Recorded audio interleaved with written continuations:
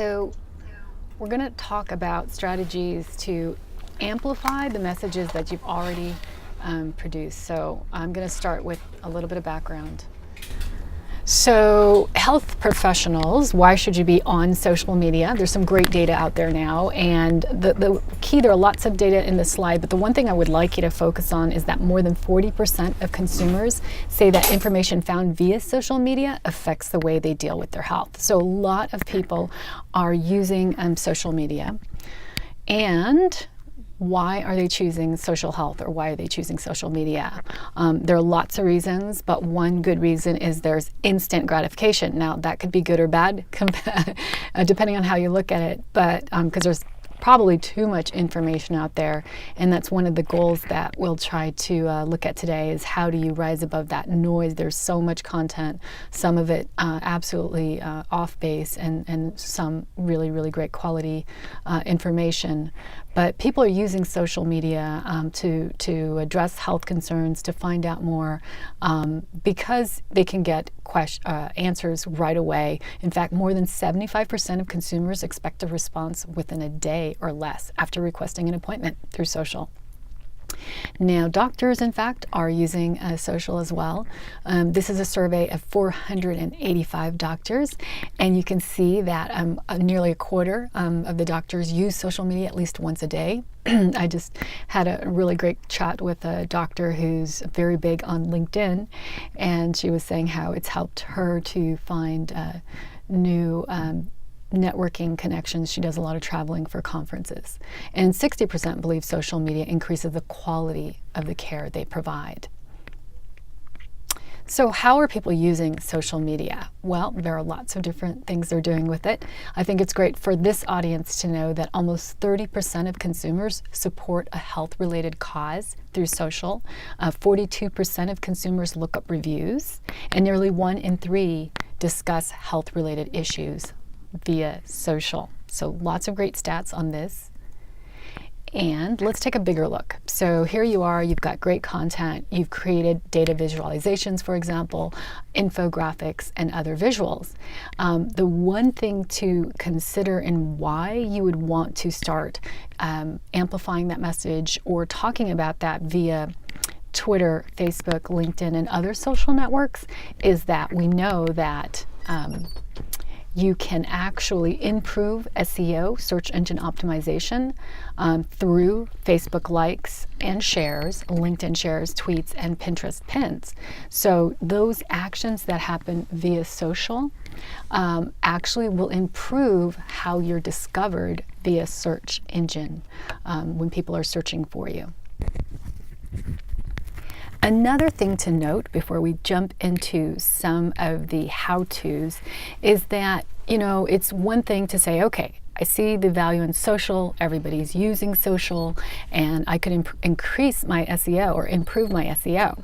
But it's important to understand whether you're going to meet your goals depending on, which social networks, and even if social is right for you.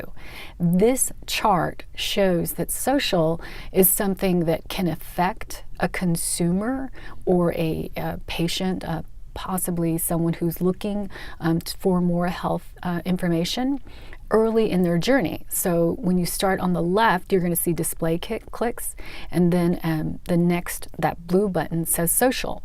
And that essentially means that if you want to reach someone who is thinking about making a health decision, maybe choosing a provider or joining a cause, you want to interact with them early, and social is one way to do that. All right, so now that we understand that social is a great way to reach out to your audience and to people you want to reach out to with all the great content that you've already produced, one of the things to increase virality or to increase trending is to make your content shareable. And I really can't stress this enough. If your content isn't shareable, then others will not get that content to others. And the way that most social networks work is that other people have to share your content in order for it to be seen by many. Now, and I am talking from an organic perspective. Obviously, there are paid solutions, and it's definitely something to look at when you're thinking about promoting your content. But from an organic standpoint, the best way to share the content that you've already produced, whether it be a data visualization within that infographic, is to create shareable content. So let's look at some of the elements that make great shareable content. First, you want to share content where the person who's picking up that content sees you as an expert. Here it's called be great at what you do, but if you have people who are the leading thought leaders or SMEs, also known as subject matter experts, allow them to share it via their networks and then help to amplify those shares through sharing it through your company page. I'm going to do a deep dive of different networks, but just overall, other things that you can do to make your content shareable is to use big names and events and trends. Focus on quality, not quantity, and add imagery, multimedia, and, well, make it pretty. So, why do people share content? They share it because they actually want to look smarter. So if you can think about the mindset of those who receive your content via social networks, the one thing I would say is think about why they would share it with others. And what we've learned is that 68% of people share because it defines who they are to others.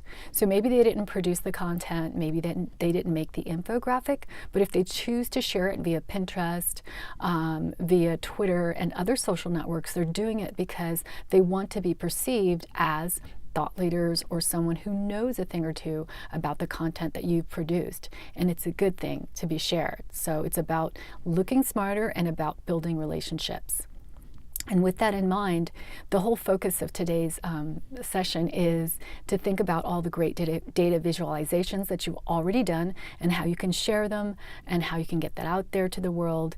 Well, you do that through a visual. Snackable and shareable are two key terms when you're sharing content via social. And this we know because 50% of your brain is involved in visual processing. 70% of all the sensory receptors happen in your eyes. And then visuals can be consumed and understood in less than 1/10 of a second. So it's really great when, for example, you're on Instagram, you choose the right image that clicks with people right away, and they're much more willing to hear information about a cause that you have, a program that you're running, a book that you've produced, any other content that you would like to have them do a deeper examination of. One way to figure out how your data visualizations, or let's say infographics, should be shared is to create an editorial calendar. So I would say this is step one. So after you choose, okay, I'm going to be on Facebook, Twitter, Instagram, and Pinterest. Then you would create an editorial calendar, lots of different ways to do so, and you would basically parse out the content over a week. So you don't want to have too much content on any given day, especially based on network. But you would have consistent content because if you create an editorial calendar, you would have content that's spaced out, you would know what's coming, and you could time it to holidays, to theme days, and other universal events, issues happening. Now, this is an example. This is called Own the Moment, and it's a great tool to use when you want to time your tweets. So there are lots of different calendars and apps that you can use to time visuals to popular theme days. Own the Moment, you can see the hashtag at the bottom. Definitely check that out because here you can see in May, they're telling you what days are already happening. So you can see on the 13th, it's Cannes Film Festival. On the 23rd, there's Eurovision Song Contest. So it will give you a hint of what's coming and whether you want to time your visuals and your infographics to those holidays. But on top of that, Twitter and other social networks produces hashtags on certain days, so you want to also time content to that as well. And for health, there are a number of already popular hashtags. These are just some of it. So let's say you're talking about breast cancer, social media. You can see there's a hashtag for that. There's a hashtag for rare disease. So really understanding what is already popular is important to increasing virality of the content that, again, you've already produced. The best times to post, this is a real great little chart to not only break down the social networks that you'll see, but you'll see blog posts. The best time usually is around 11 a.m. And believe it or not, blogs are great on the weekends as well. And then you can see best times to post on Pinterest, for example, and Google. So this is a great little chart to have as part of your editorial calendar so that you time the content for the most visibility, whether that be in the mornings. For LinkedIn, it's definitely in the mornings and in the evenings, as you can see, and whether it should be weekdays or weekends. So now I'm going to look at some of the networks. I'm going to start here with Instagram. So this is a Nat Geo post for Instagram, and Nat Geo is incredibly successful across social networks. And part of the reason I believe that's true is because they figured out what people like on each network. On Instagram, people love powerful visuals. So this image is a powerful visual. It speaks for itself. You can see that this one has more than 13,000 likes.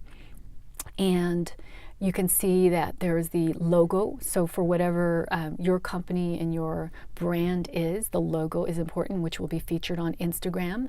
Now, the one thing I would point out, if you're not too familiar with the different social networks and how they work on mobile, laptop, and desktop, on Instagram, you can't actually zoom in or out of an image. So really think about how you want the image to look when you're cropping it before you post it.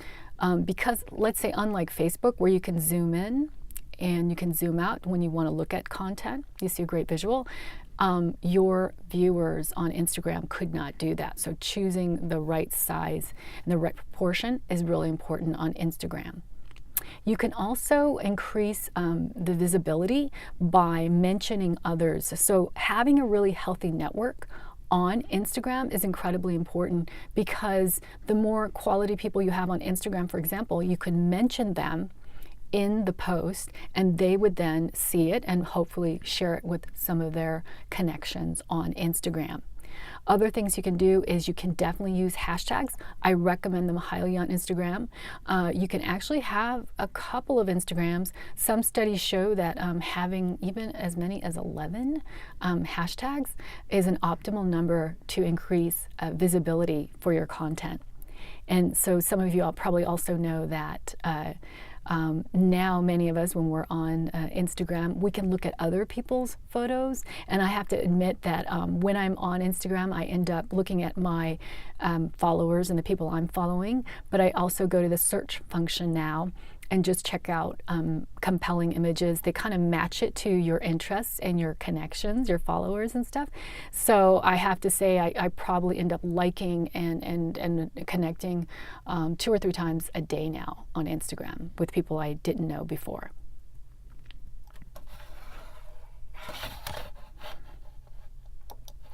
So another thing here is one company that's doing it well. It's Advocate Health, as you can see here.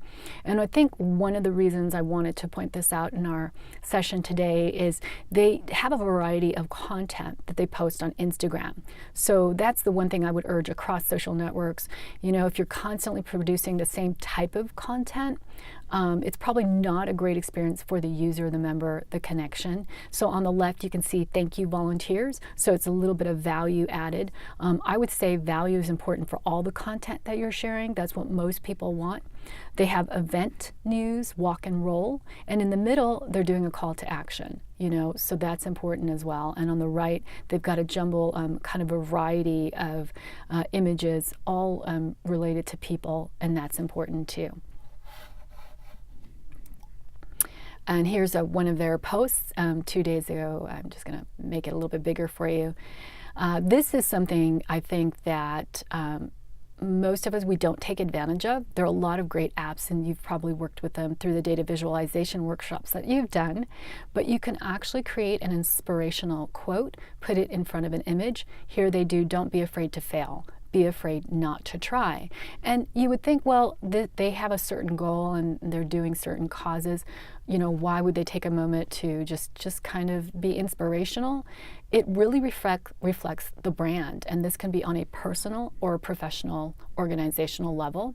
The people who follow you on Instagram actually want to hear a variety of informational points from you. Some of it is, yes, tell me about the event. Some of it is, thanking the volunteers. That's wonderful too. But sometimes it's that we want to be inspired. So you could actually present some of your content that way as well. This is quite the image here. But really an opportunity for those who are experts. They're talking on the left about penetrating keratoplasty, full thickness corneal transplant. This type of image, as you can imagine, works really well on Instagram.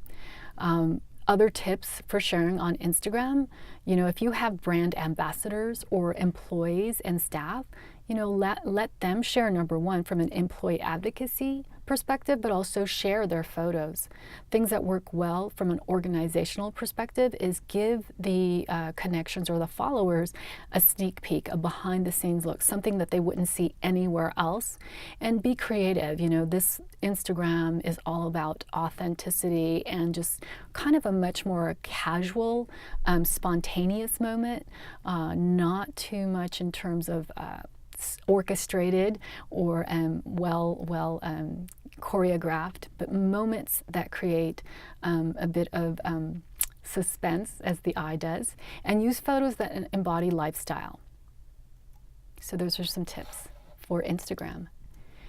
And when you go to Instagram, there are lots of ways to search for content, but you can see here when you look for healthcare, you're going to find a lot of different images, people talking about diets, people talking about where to, and just a lot of variety. You can keyword things like healthcare within Instagram. Now there's a really great tool. So if you really want to increase the visibility of, let's say, an infographic that you have or a white paper that you've produced, and you're breaking down that content, let's say through an editorial calendar, you can use a tool called Websta. And Websta would allow you to type in a keyword. And so here you can see the example is healthcare. So by typing in healthcare, I can see all of the tags related to healthcare and how popular those tags are. And so this is really helpful for me as I'm determining which hashtags to use, because if I want to increase visibility, I want to choose hashtags that people are already looking at. I know sometimes it's really fun to be creative and create your own hashtags, and yes, some of them do catch or take off. So, but I would definitely mix it up with popular hashtags, and you can do that by using Websta. Now Facebook. So on Facebook, infographics don't work as well on Facebook because there's so much content, right? So here are some tips if you're going to share infographics on Facebook. One of the things you want to do is you want to choose the best part of your infographic, the part that you want people to focus on. So on the left, you're going to see upload a screenshot of the most compelling part of your infographic, because they're not going to be able to see the entire thing, at least initially, until they click on the links that you provide. And talking about links, on the right, do include a link to the full infographic to drive traffic back to your site. Now you can use link shorteners, so that's also, that they've got a bit.ly link here, and bit.ly is a great tool to use because you can actually track the number of people who go to that link, and so do other link shorteners as well. And then the last thing I want to say is you can widen your reach by mentioning or tagging. So again, what I suggested on Instagram, mentioning people, you can mention them on Facebook as well. And I think for a moment, I will say cross promotion. I can't stress that enough. So even though you're on Facebook, don't forget to tweet out content. If you're on Instagram, you can tweet out or share it via Facebook. So I would cross promote as much as possible. One of the key things for some networks is they want you're kind of rewarded when you can get people to share and like content at the same time. So once you decide this is the time I'm going to post this infographic, be sure to then cross promote so you can get as many eyes and many people talking about the content at around the same time to increase virality. Some other things you want to know about Facebook in terms of shareability. So people go to healthcare Facebook page to learn about health issues and to socialize. So they've got lots of different Facebook pages. So what I would say is to kind of keep it fun, use humor and even cartoons to engage with your audience. So even though you're trying to inform or even educate people, mix it up. Facebook is a personal network, meaning that people go there to find out information about their family and their friends, and they often are there to, lack of a better term, to kill time. And with that in mind, if you can provide content that amuses but also educates, it could definitely help increase viewers. And here is another tip. The Facebook has been described as a picture economy by people like Guy Kawasaki. And so one of the things that you want to think about is what image really captures that action that you have in mind. Here's Medtronic Diabetes talking about Chris, who has diabetes. Lots of different ways to present this story, but they presented a moment in action and a lot of fun, and then important safety information, and then the link. So that's one way to, again, increase the visibility and hopefully the virality of content that you're sharing via Facebook. Never can stress this enough, but across social networks, if you have advocates or fans, let them tell your story. We're seeing more and more organizations, universities, and companies understand the power of just the regular person being the ambassador or being the person who talks about what you're doing, the work that you're doing, and so on. And they are really, truly the best people who can share the story. Now, the key, though, is if someone is your fan, you want to be following them, you want to be promoting them, perhaps you've enlisted them, and then you want to help promote that message. Sharing and liking the content of others, including your fans, is incredibly important to, again, increasing visibility and hopefully increasing virality. Now we go to Twitter. So Twitter's got a lot of stuff going on, a lot of text within the tweets. So things that you want to keep in mind. Of course, it's 140 characters, but what I would say is go even shorter. Don't go to the whole 140, because what you want is you want people to engage with your content. So if you're trying to drive them back to an infographic, obviously you want to produce that link, but if you go at 100 characters per se, for example, they would then have enough room to respond. Now, Twitter recently added a new, very cool feature, which is that you now have room to respond without having to figure out how to lower the characters. I don't know if you've played around with that, but it's very fun, and visually it looks great. But if you are going to share infographics and other great content, again, that you've already produced, some things you want to think about: mention others, so that they are notified that you've just shared content that is relevant to them. I would also caution against too much in terms of mentioning. Sometimes, I don't know if this has ever happened to you, but someone mentions you and you have really nothing to do with that content or story. So that could turn people off. And so I would say don't mention people or companies unless they're truly connected to the content that you're sharing. Hashtags, obviously, work well on Twitter, so I would list a couple of those, and shorten links to save space. Here are some what not to do examples of tweets. So on the left, we start with top findings from Gallup's Health and Healthcare Survey. Apparently we're getting poorer, fatter, and less satisfied. Now that's kind of fun, I would say, but there are no links, no hashtags, and no mentions. So the reality is, unless everyone you want, the people who you want to see this are following and open and just on Twitter at the same time, we're not going to get this fun little item here. And we don't have a link. We don't know where else to go for more information. The second one, there is a broken link. So you don't want to give people a bad experience because they don't want to come back again. And then third, there's no context. So, NCIME, they've got their org website, they've got a hashtag, they've got a mention, but we don't understand anything about why they're mentioning it now. All right, so within Twitter, you can discover people, you can search for brands, you can search for topics, trends, and hashtags. And I really urge people to do that because part of increasing visibility is to network and connect with the right people. On Twitter, you can do that through the Discover. You can reach out to people.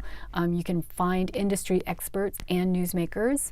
And you can find people who are influential all through the hashtag.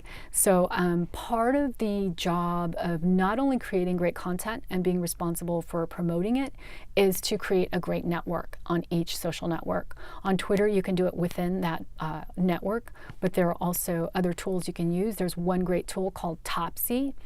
And Topsy will allow you to, again, type in a keyword or even copy and paste a URL from an article that you found, drop it into Topsy, and they'll tell you who's been tweeting and sharing that content.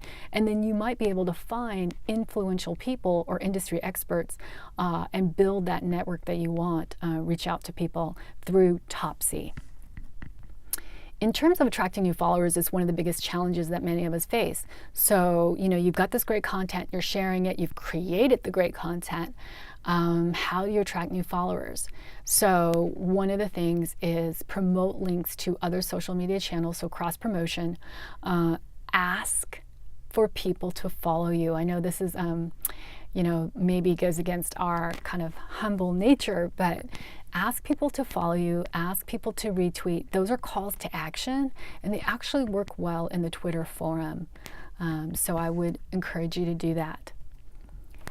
The other thing that you can do on the Twitter network is to ask questions because it makes people feel like you're engaging. So let's say you've created a great infographic on things that people can be doing to improve, their lifestyle in terms of how they take care of themselves. So you could ask a question and engage and allow others to talk about what they do. Of course, you would include the link. So it's not so much that you're giving people information, a one-way street, but you're creating a two-way street of a conversation. In most social networks, people love conversations. And the other thing is, if you can respond quickly, and perhaps not to all of the comments, but to respond and seem responsive, that will definitely help in terms of people who want to start following you, people who want to start engaging with you, and people who start becoming your fans, people who will then go, wow, she got back to me in a timely manner, she engaged, and I'm going to share her content next time. You can see here on the left it says be human, be yourself, and you can, of course, block the worst offenders if you have them. So I did talk about this a little bit, but I want to re-emphasize the importance of monitoring what's trending. So you can look for relevant terms with the content that you're planning to share or have shared and jump in on those conversations. So it doesn't always have to be that, okay, now I have a piece of content to share. I've got this great data visualization I did. I think the key to building network followers and becoming more relevant and increasing virality and followers is to care about what others are saying on the days that you don't have content to share. Jump into conversations that are relevant to you, what you're doing, your organization, and look at the trends and see if you can contribute to that. And this is through Twitter. And hashtags, I did talk about a little bit. They've got some key hashtags here: thwarting thrombosis, healthy lifestyles, and more. All right, there's some 100, this is a great little helpful thing, top 100 Twitter accounts for healthcare professionals to follow.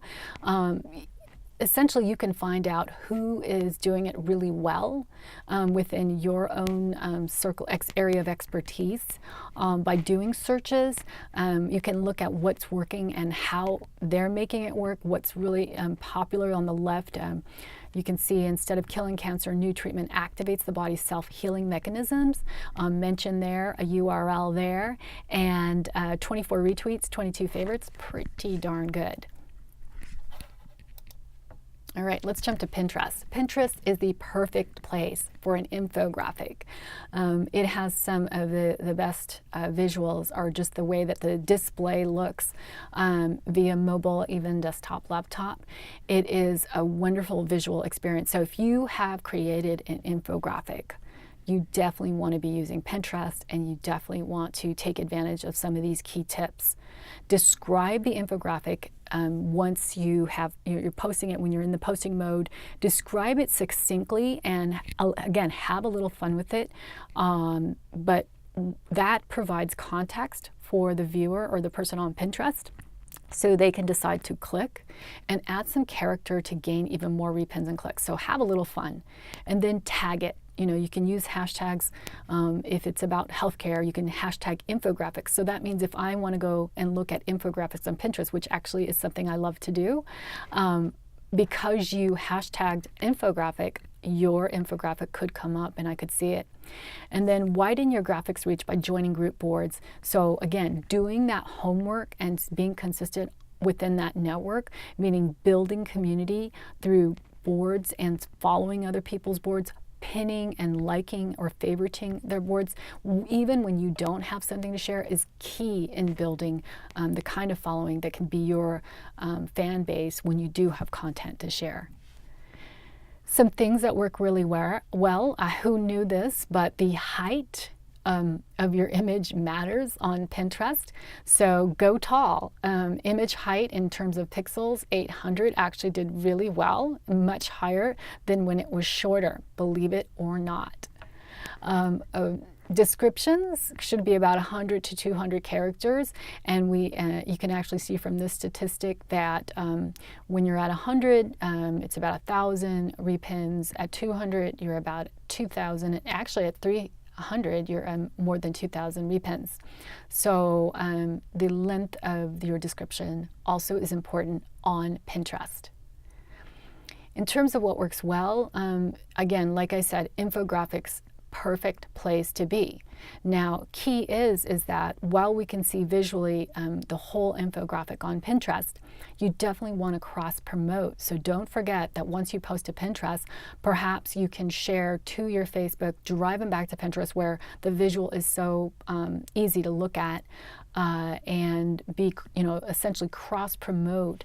So even when your number on Pinterest might be smaller as you're building, then you can get more views because you're cross promoting. This is just an overall view of how healthcare pros are using social media. There's been an evolution of social media, and it's driven by the growing demand for transparency. Thousands of hospitals responding to social media survey responded, and overall people are using social, they're blogging, but it's all with this idea that we would like more information about our health, and coming from the right people, including doctors, hospitals, and organizations. So that's something important to remember overall. Now, LinkedIn is a powerful tool for various reasons.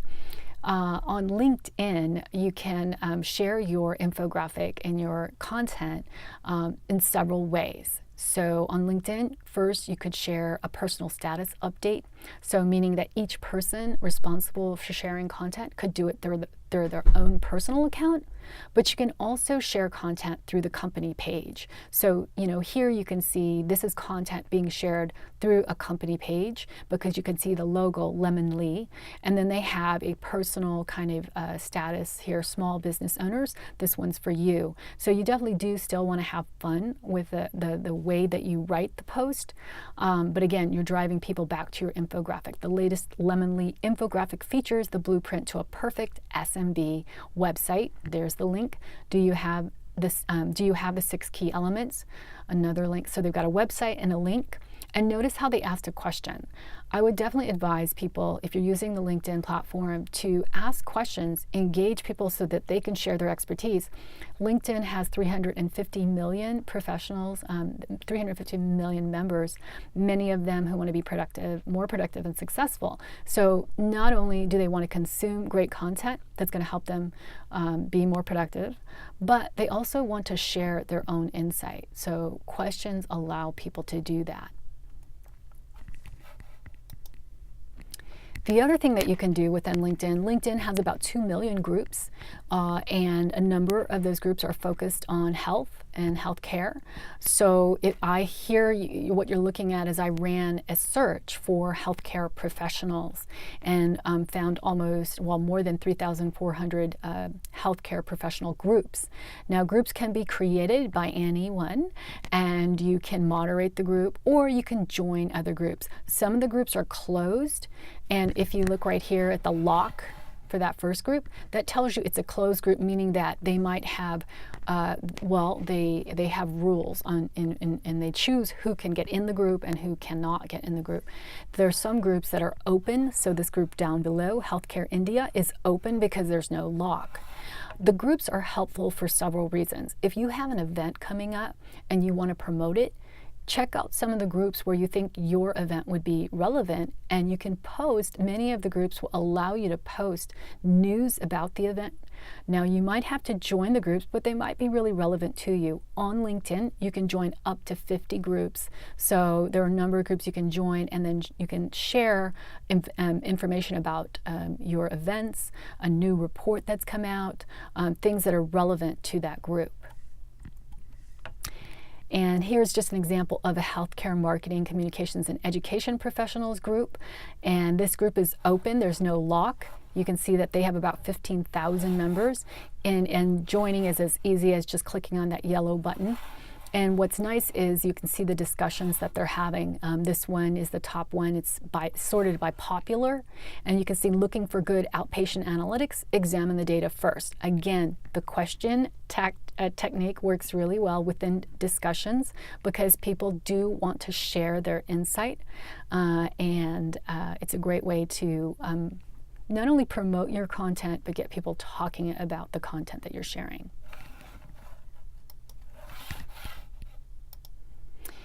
There is an advanced search tool on LinkedIn. I can't recommend it enough. It's probably one of my favorite tool on LinkedIn. And what that allows me to do is when I'm looking for experts, when I'm looking for SMEs or subject matter experts, or I'm looking for people who I want to invite to join a new group that I started, I would use keywords on the left. Boolean strategies work really well on LinkedIn, so you can see how I typed in healthcare and then not in capital letters and writer. So you can reduce and refine a search from the very beginning by using advanced search and capitalizing and, not, or, and then combining words. So I in this case, I was not looking for writers, but I was looking for people who had healthcare somewhere in their profile. And then you can see that I'm getting a pretty good list. I could refine on the left by title, company, location, and many more filters on the left. I can also refine. It starts with anywhere search, meaning anywhere in the world. You can refine all the way to a zip code, and you can choose 100 miles outside of the zip code. But the advanced search is a great way to find people for a variety of reasons. Growing. Let's say you started a group, you want more members. Maybe you have a company page, you want more followers, or maybe you want to share an event with others. Company pages, we have LinkedIn has about 3 million company pages, and what that allows folks to do is, even though you have your own company website, even though you'll have a number of other places where people can get informed, just remember that every social network has a slightly different audience. And so if you really want to reach out to the audience, for example, on LinkedIn, creating a company page is a great idea. Banner images, as the one you see here, are really important, so choosing that well.